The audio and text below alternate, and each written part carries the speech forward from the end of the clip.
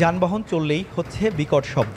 কাছ থেকে দেখলে চোখে পড়ে ছোট ছোট লোহার পাতগুলো জোড়াতালি দিয়ে কোনো মতে দাঁড়িয়ে আছে ব্রিজ। এরপরও চলছে যানবাহন।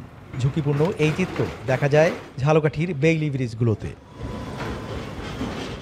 বরিশাল খুলনা আঞ্চলিক মহাসড়কের এই ব্রিজটি ৭ বছর আগে ঝুঁকিপূর্ণ ঘোষণা করেছিল সড়ক ও জনপথ বিভাগ। তবে প্রতিদিনের যানবাহনের চাপে নড়বড়ে হয়ে উঠেছে ব্রিজটি।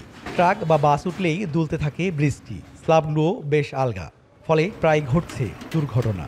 বিভিন্ন কর্তৃপক্ষ মেয়র তারা এই জায়গাটা নিয়ে খালি বলতেছে, কিন্তু কাজ করে না। দেখা যায় যে আমাদের জন্য এটা অনেক ক্ষতিকর। এমনও হয়েছে যে শুনছি একটা বাচ্চা পড়েও গেছে এই ব্রিজ থেকে।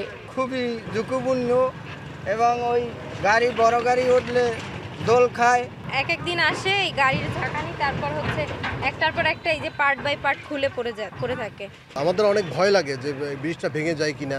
অনেকেই, শুধু আমার না, অনেকেই ভয় পায়। ঝালকাঠি সদরের বেসাইন খান, তারপাশা, রাজাপুরের বাগরি ও নৈখাটি সহ জেলার ৩৮টি বেইলি ব্রিজ এখন ঝুঁকিপূর্ণ। সাময়িক মেরামত করে সচল রাখার চেষ্টা করা হলেও খুব বেশি কাজে আসছে না। স্থানীয়দের আশঙ্কা যে কোনো সময় ঘটতে পারে বড় ধরনের দুর্ঘটনা। স্টিলের যে পাতগুলা এগুলা ফাঁকা হয়ে গেছে, গাড়ি চাকা ঢুকিয়ে পড়ে, যে কোনো মুহূর্তেই একটা দুর্ঘটনা ঘটে যাইতে পারে। এই অবস্থায় যদি এই ঝুঁকিপূর্ণ ব্রিজটি থাকে তাহলে যোগাযোগ অবস্থা খুবই বিচ্ছিন্ন হয়ে যাবে। বিভিন্ন ইউনিয়নে বেলি ব্রিজগুলো খুব ভঙ্গুর অবস্থা এবং খারাপ অবস্থায় আছে। সেতুর তো কোনো অবস্থাই নাই, সেতুর অবস্থা একবারে খারাপ হয়ে গেছে, ঠিক আছে, মানে বলার মতো না। ঝালকাঠি সড়ক বিভাগের নির্বাহী প্রকৌশলী জানিয়েছেন, অধিকাংশ ব্রিজের উন্নয়নের জন্য মন্ত্রণালয়ে প্রস্তাব পাঠানো হয়েছে।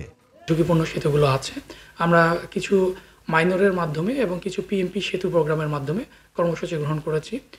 ইতিমধ্যে আমাদের জমাদার বাড়ি সেতুটি কার্যক্রম শেষ পর্যায়ে রয়েছে এবং সামনে আমাদের জমিদার বাড়ি সেতু এবং মানাইঘাটাতে কিছু সেতুর কাজ হবে।